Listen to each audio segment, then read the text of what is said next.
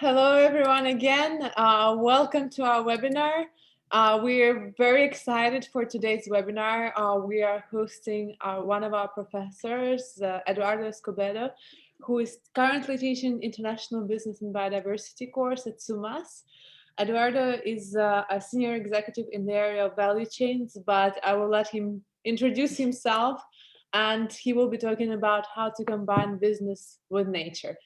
Please note that this webinar is recorded, and also keep an eye on your chat because we will be sharing some information during the webinar as well. My name is Alisa. I'm working at the recruitment with Julia, and at the end of the webinar, at the end of the Eduardo's presentation, we will also have a short presentation on Sustainability Management School and the programs that we offer. So if you have any questions about our programs or admissions, keep them until the end, and we will be answering them at the end of the webinar. And if you have questions for our professor, then you can drop all your questions in the chat at the end of his presentation, and we'll be happy to answer those questions. And again, keep an eye on the chat because we're going to share a couple of very useful links which you have to interact with during the professor's presentation. So I will now leave the floor to Eduardo. Okay, can you hear me okay? Yes. Yes, okay, thank you so much. Well, Sumas first for having invited me to host this webinar in recognition of Earth Day, which was yesterday. So it's Earth Day +1. And let me go ahead by starting to share my screen. Hopefully you are now able to see my... Yes, we can. Yes. Okay, great. So as you've already have seen already, so today's webinar will be on sharing some of my ideas with regards to how to combine business with nature. Okay, so really looking at the realm of environmental sustainability from the business or the corporate perspective. Clearly, as we will see, this has various facets, and we won't have time to go into all, but hopefully we will be able to have a good discussion with regards to at least a number of ideas on how businesses can go at better understanding how their work relates to nature and vice versa. Okay, so again, very quickly and very briefly, as Julia was saying, I'm Eduardo Escobedo. I'm originally from Mexico, and I've been living in Switzerland for the last 20 years. During this time, I have dedicated my professional career to advancing environmental sustainability from various fronts. I started out with the government of Mexico, then moved to work at a number of NGOs, the United Nations, and most recently, I've been working very closely with businesses from different industries on helping them advance environmental sustainability in their corporate strategies or corporate agendas. Since 2018, I've been teaching at SUMAS, particularly on issues related to environmental sustainability, leadership, and supply chain management. And as Julia mentioned, I am currently teaching the course of International Business and Biodiversity. Okay, so enough about me. Let's start off with what we came to talk about today, and it's this question around how to combine business with nature. As Julia pointed out, one thing I'm going to be asking you is to have a web browser ready, because there will be a few interactions during my presentation where I'm going to ask you to access a specific link and to provide input as part of the presentation. Okay, so we're actually going to start with that right now. And I'm going to ask Julia if she could share the first link that you would have to click through the chat. So if you see the chat, you should already see a link to click. And what I'm going to ask you to do is to think about the first two words that come into mind when you hear this question about how to combine business and nature, okay? Any two words, just make sure they're words, not sentences. And as you start inputting, what I'll do is I'll pass through to my web browser, and let's see the different words that starts popping up in the screen. Hopefully you're seeing my screen, where you should be looking at different words popping up in the slide. So I see here that we have profitability, ethical business, sustainability, circularity, cradle to cradle, redesign, necessity, humanity.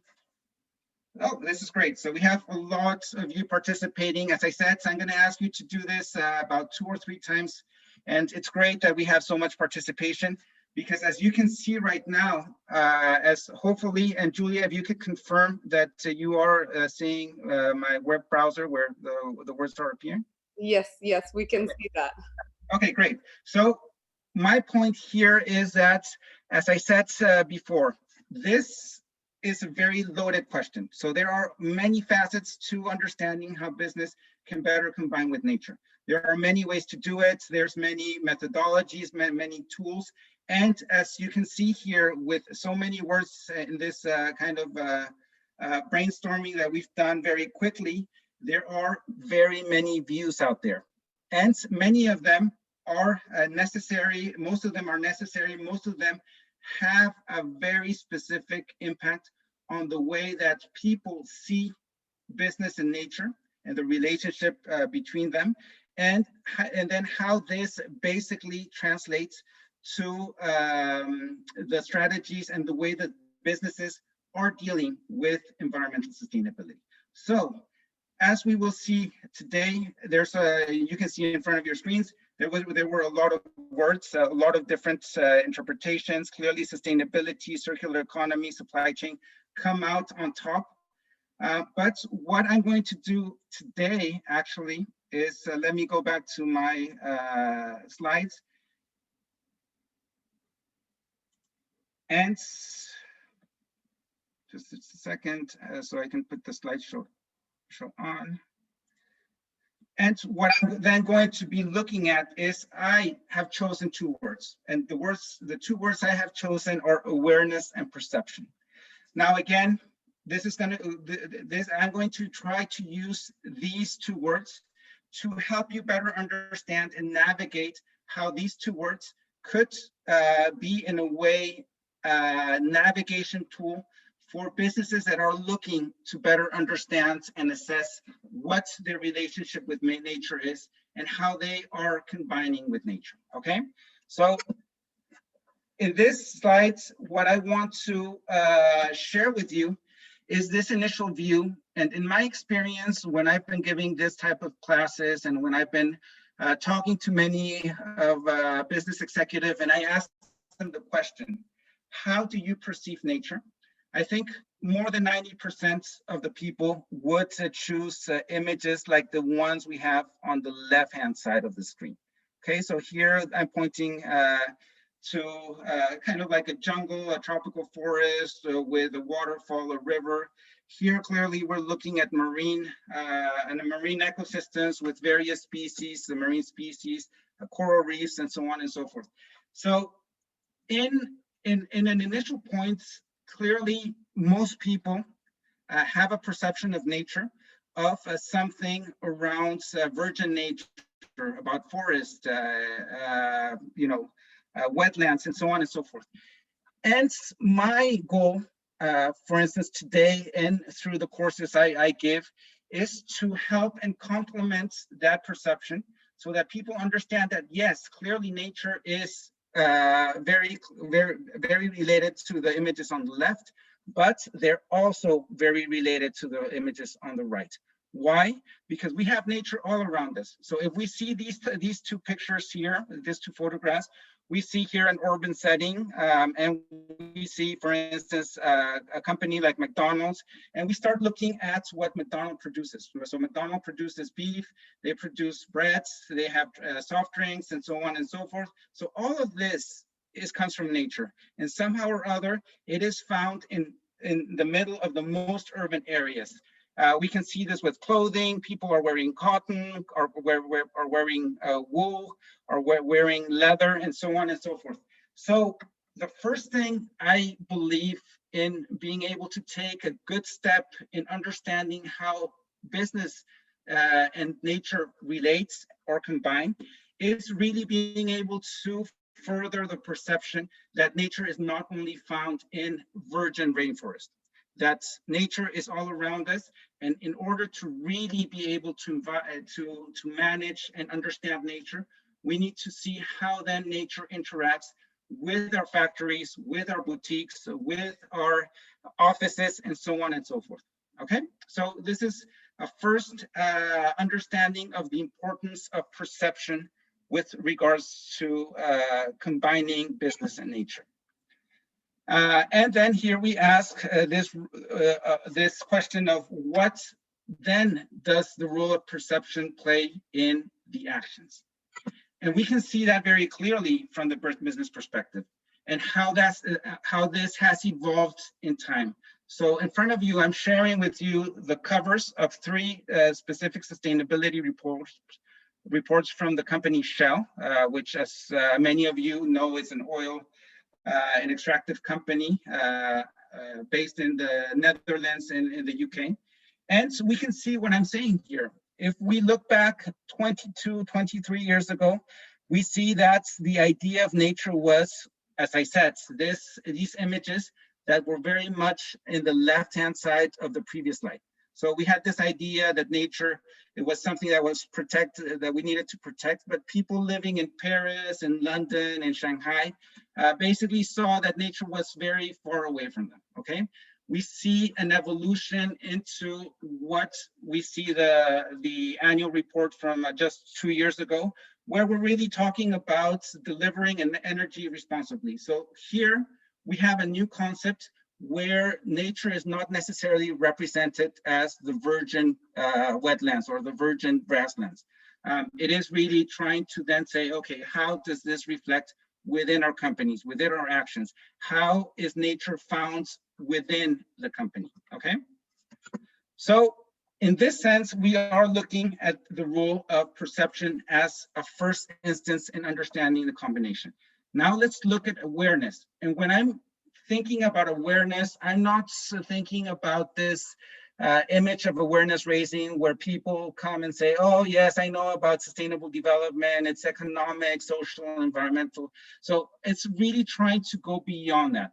And to do that, what I'm gonna do right now is I'm gonna share with you a very short video let me just make sure this is working.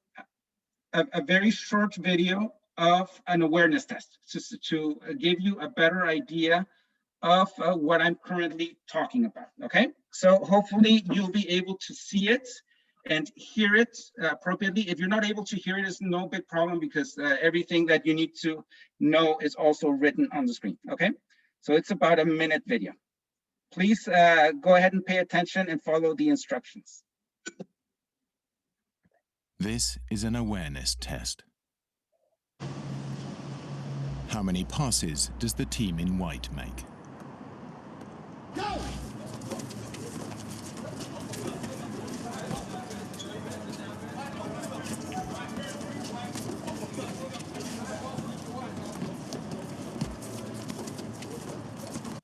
Okay, so hopefully all of you were able to really look carefully and count correctly the number of passes that the team in white made. Okay, so let me go ahead and now you're going to see the answer to see how many of you got it right. The answer is 13. But did you see the moonwalking bear?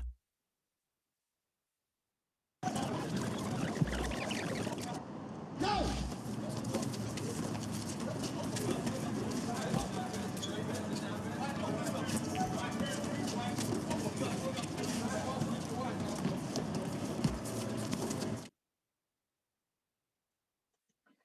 Okay, so this is really the message I would want to get across to you right now is when I'm talking about awareness, again, I'm not talking about this general awareness. It's really trying to be aware of what you should be looking for and being able to have a holistic view of the possibilities.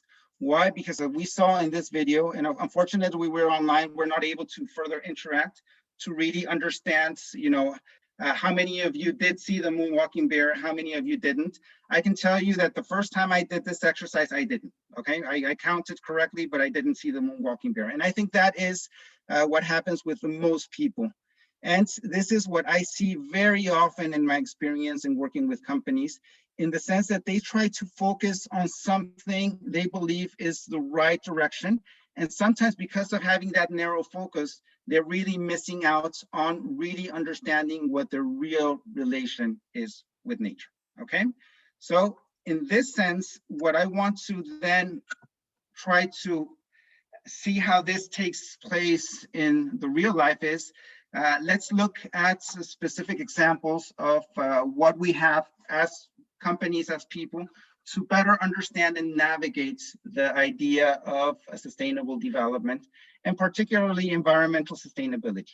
So as you can see in front of you, hopefully, you're seeing the 17 Sustainable Development Goals, which, as many of you might know, is the international framework for advancing towards sustainable development. Now, in looking at this as a company, one might start wondering, okay, where should I focus my attention? Where should I prioritize? What should we be looking at quality in education, gender equality, or more on life on land, and so on and so forth? So this type of framework has the potential of ending up with a whole bunch of moonwalking bears, okay? So this is what we will be looking then in looking at a career on sustainability, is trying to develop and trying to share methods and tools that will help you better understand this relationship in a way that you are able to limit to the greatest extent these moonwalking bears appearing, and as we can see, companies taking directions that might not necessarily be the most effective to actually taking action on environmental sustainability. So how do we do this? This is just one example of a tool that has been developed, in this case by the Stockholm Resilience Center, and that has been very useful, at least for the companies I've worked with, in better understanding this idea of how sustainable development relates to the broader society and to their business. And again, this is not going too much in detail, but here we can have an initial view of saying, okay, well, we are in somehow or other focused on the economy through corporations, but in order to ensure that we have a sustainable economy, we need to ensure that there's a base of a sustainable society, okay? And in order to be able to ensure a sustainable society, then we need to make sure that nature and the biosphere is able to continue providing the resources that we need for a sustainable society and a sustainable economy. Okay, so in this sense, we're looking at the broader international and global picture. Let's look at how this would apply in the business context, okay? So what we have here in front of us, we have the traditional business context of trying to assess the situation and the health of a company through traditional tools, such as understanding the manufactural capital and the financial capital that a company might have through a balance sheet or through a loss and profits account. But then what we see this is clearly an important understanding of this top part, okay? So we want to make sure that we have a healthy financial company and that health is being understood in the long term. Having said that, we already know that companies that rely exclusively on financial information will have various moonwalking bears. because really, now that we understand in this more specific idea of sustainable development, is that for a healthy economy, a healthy finances, you need a healthy society and healthy nature. So in this sense, this would then translate to the understanding that a company not only has manufacturing and financial capital, it also has social capital and human capital. In this sense, we're talking about the communities, they're talking about the employees, and this is why so many companies put so much effort on employment training, capacity building, making sure that they have the skills. Why? Because it's of no use if you have the top line kind of equipment if you don't have the skills for people to use them. Okay, so this is the concept of social capital, that you do need to have social and human capital sustainable in order for long-term success of a company. And finally, where we're getting at is that we also rely on natural capital. So there is a capital that is somehow or other related to the company. And this capital is a very important part to the longevity of the company. And in order to be able to eliminate these dancing bears, we do need to look at this from the perspective of the economy, the society, and nature, okay?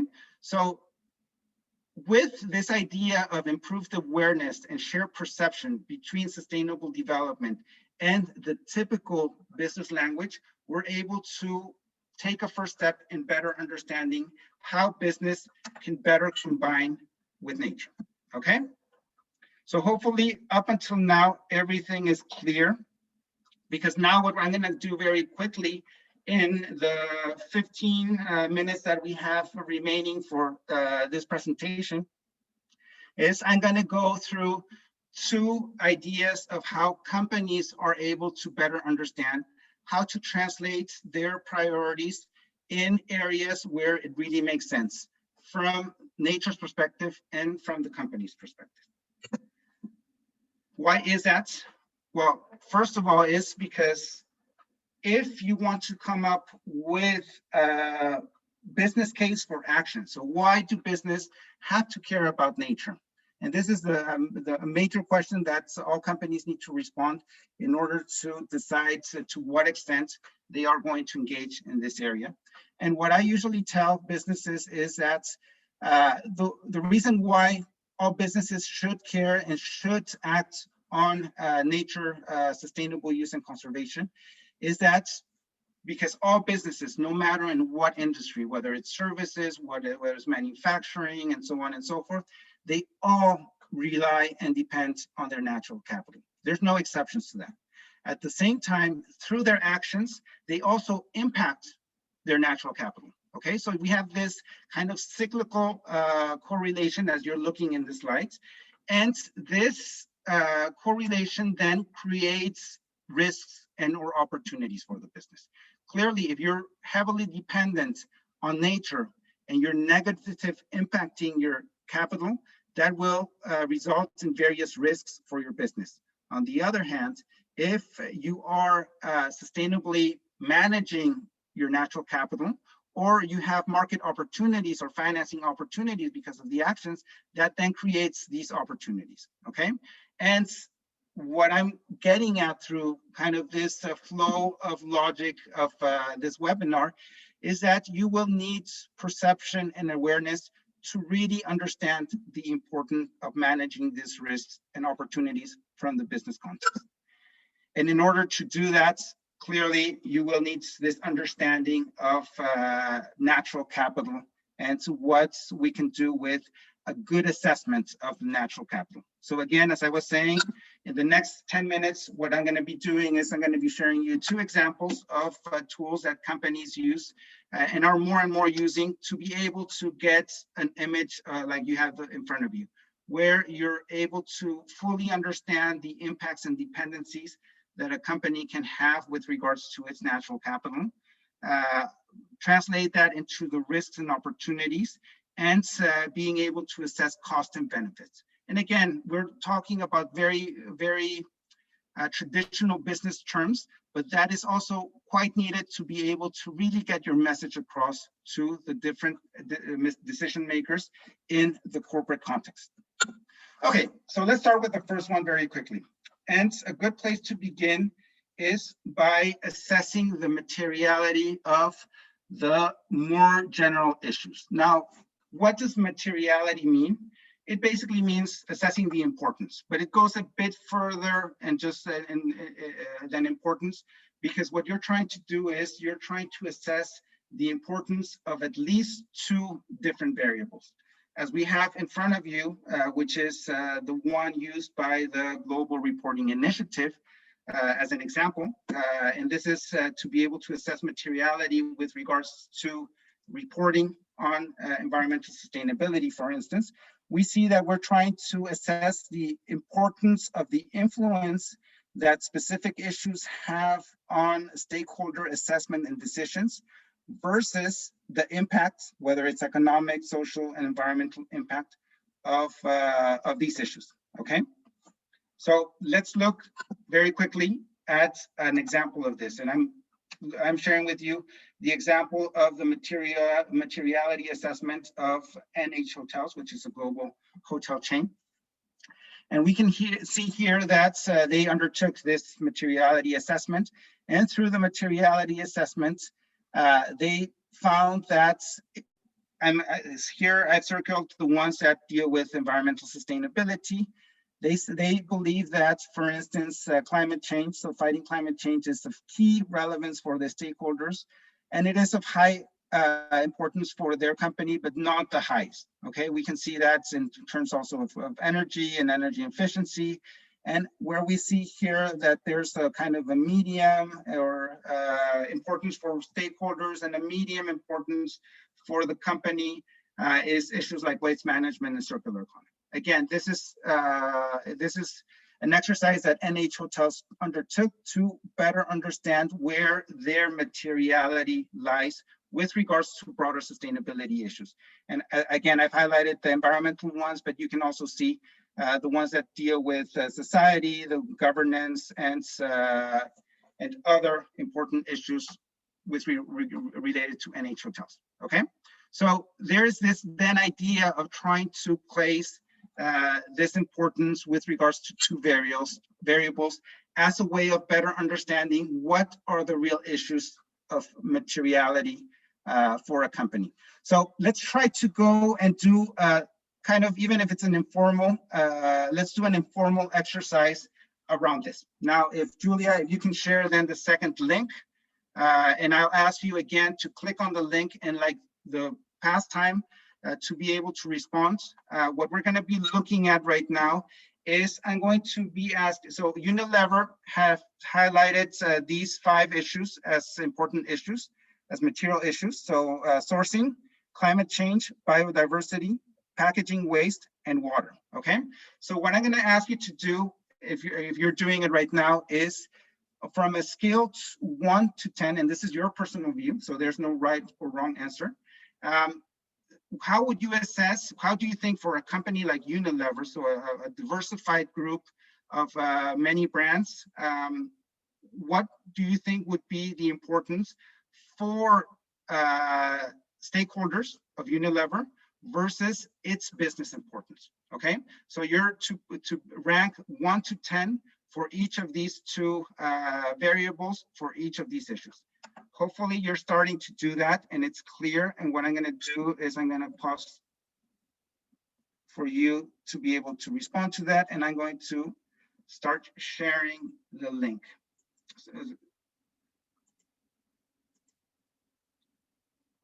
Okay, so we already have the first kind of responses coming in, where we're saying that people believe that sourcing and climate change are quite important. The other 3 are kind of in the middle. Let's give a bit more time to see how people are engaging in this exercise. It's very interesting to see the different notions of where different people sets what they believe are their perceived priorities for Unilever. And here we can see, I'm sharing with you also the how far apart some of you are. For instance, of 5, there was one that thought it was not important at all for stakeholders, not important, where we see a few that's very important. See how interesting, how all of these different tools really depends on the perception and the expertise of the people using them. Okay, so we have already 21 answers, 21 responses, which I think it's already good sample size. And what we have here right now is that people in general think that all of them are of high importance for stakeholders and high importance for the business, but not necessarily the highest in any case, okay? So let's go back to my, my slides, and I'm gonna show you what actually Unilever thinks of this, okay? So here we see in green, the environmental issues. And we see that this is done by Unilever, so this is the official one, okay? So officially, they put climate change as the highest for stakeholder importance. However, for the business, it's in second place. So packaging and waste is more important for the business within the next 5 years than climate change, so they believe, okay? Water is also quite high for stakeholders, not as high for the business, whereas sourcing is very high for the business and not necessarily as high as the others for a stakeholder importance. And we see here, unfortunately, as I teach biodiversity in SUMAS, we see that biodiversity is way back here, where they think that for stakeholder, it has a moderate importance as with the business. I would tend to argue against this, but again, this is the official thinking of Unilever. So let's look back. Let's look back at our position, and we saw that again. Clearly, you know, this is a very informal exercise, and I understand that many. So at the end, the group was a bit timid in saying we're not going to really go towards the outer parts, but we do see that clearly, as pointed out by all of you, Unilever should, both the business and the stakeholders of Unilever do have or should put a high level of importance in all of these issues, okay? So let me go back to my slides.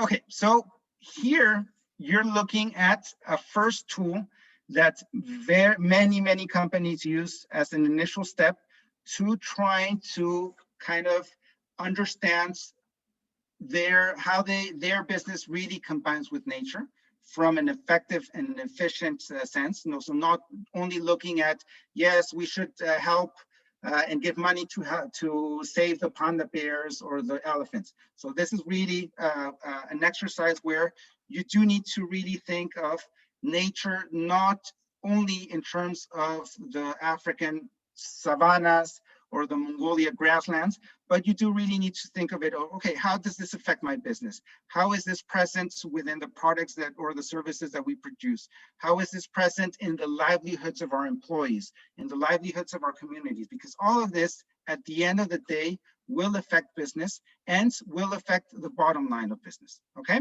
So thank you for your participation in this kind of second exercise, as we were able to kind of put a scenario into what a materiality assessment would look like, and then compare it to what Unilever really did with regards to their materiality assessment.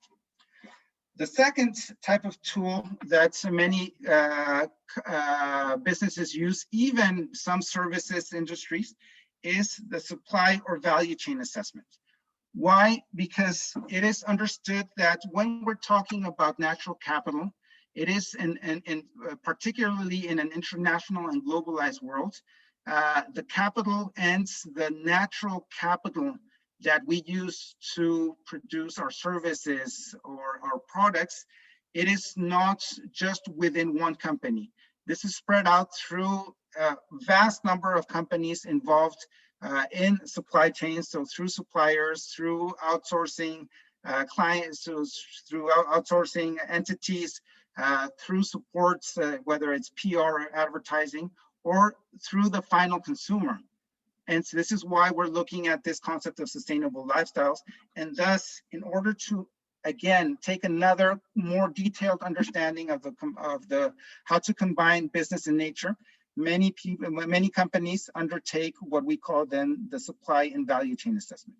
And what we want to understand from that is that clearly there are a number of company activities that rely directly on specific natural capital, but then the different supply chain tiers, and this is the traditional supply chain, now we're looking more at circular supply chains, but for the purpose of understanding, we're looking at that your first supplier, so your manufacturer, does also have a dependence and an impact on natural capital. So does his supplier, which could be an outsourcer, processor, a raw material provider, and so on and so forth. And as I said, also through the downstream.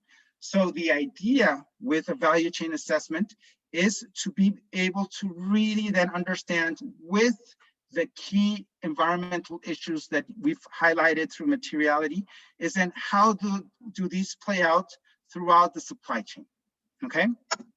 So in this sense, let's very quickly go and do a final exercise.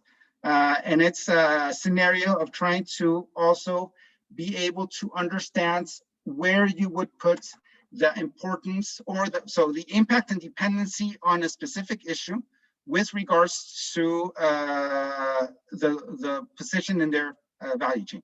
Now, I'm going to be using the example of Puma. So the Puma, the sportwear company, which they produce the shoes, they produce sport clothing. So think about what they produce. So they use leather, they use chemicals, they use cotton, these type of things.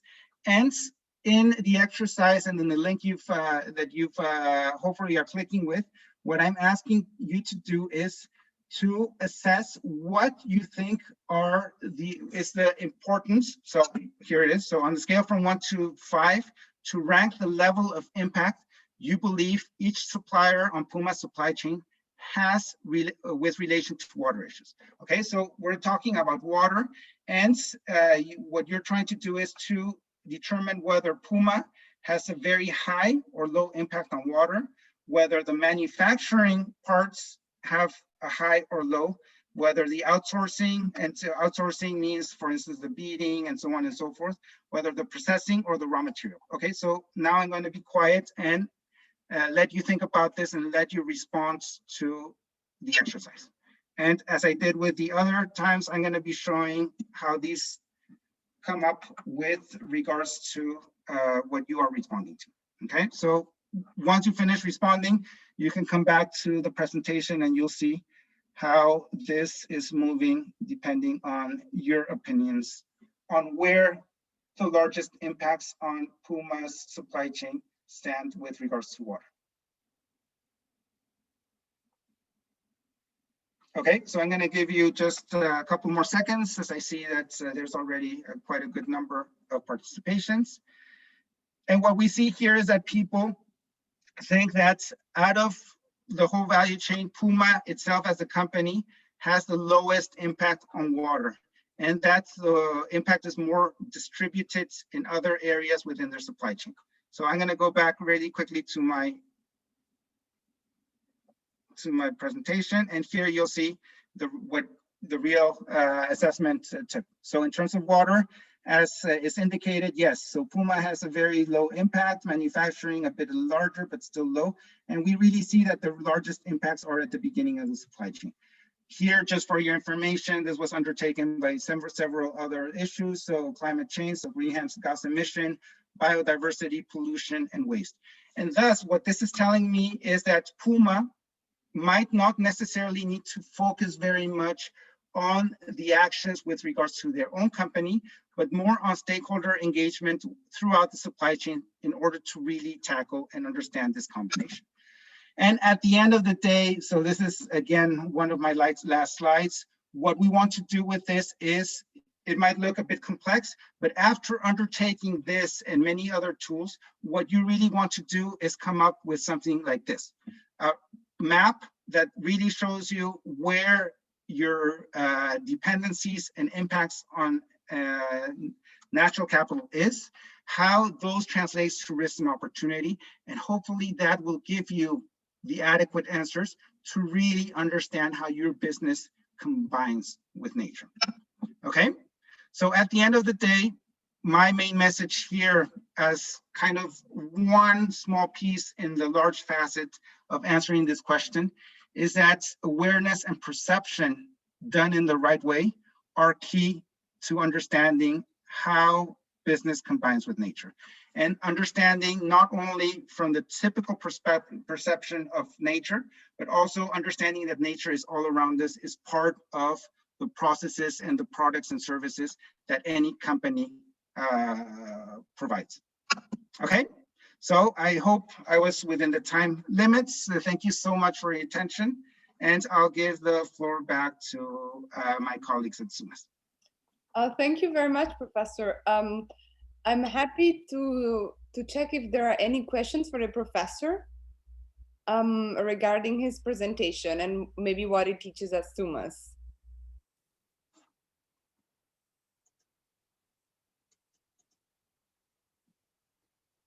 There seems to be no questions. We'll give maybe a few seconds more. One question from my side. Okay, we see that there is one. Yeah, please feel free to write in the chat and we will be reading the questions to Professor Escobedo.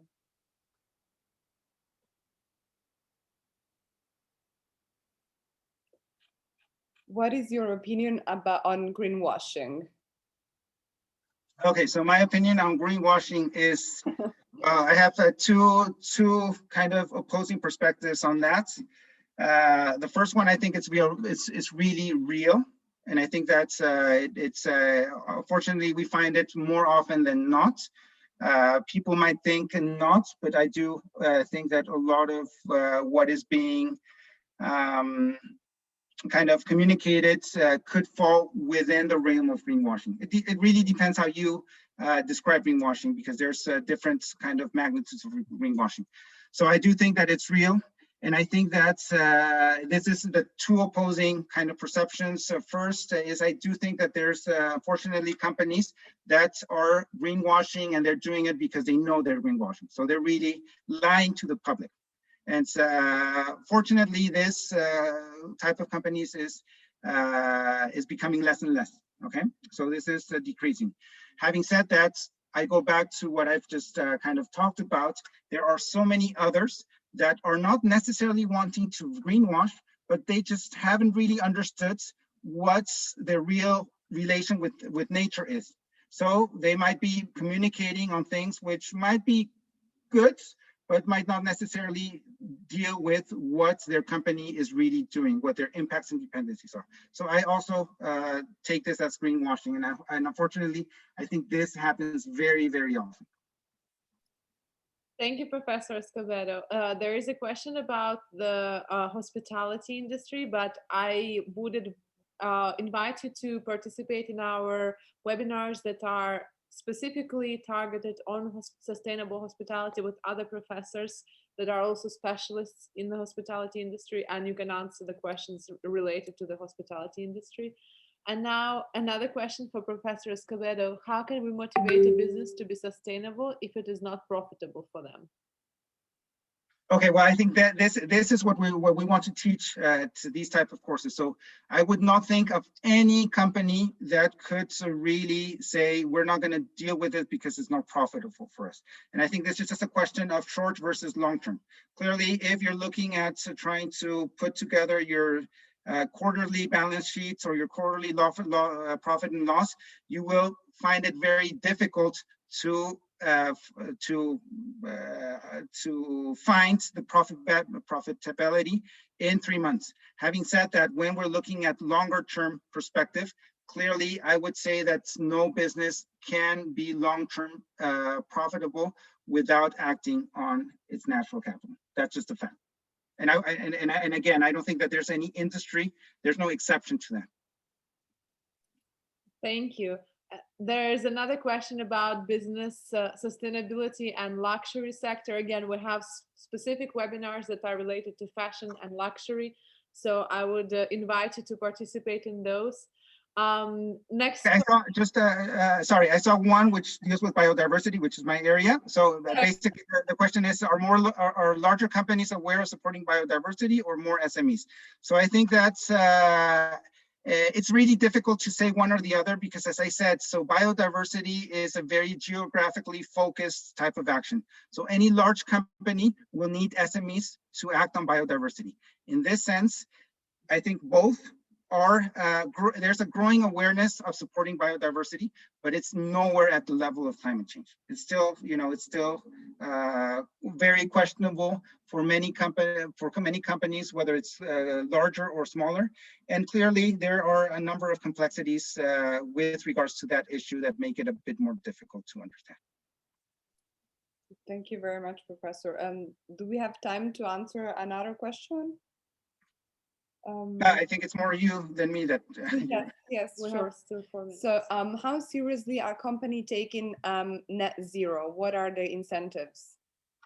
Okay, well, net zero, yeah, that's another really large topic. So net zero is how you define net zero, okay? And I think that the idea of net zero was originally, a decade ago or a bit more, it came from this idea that the extractive industry could offset a lot of its impact to other types of areas. So that's where most of the companies are reaching net zero.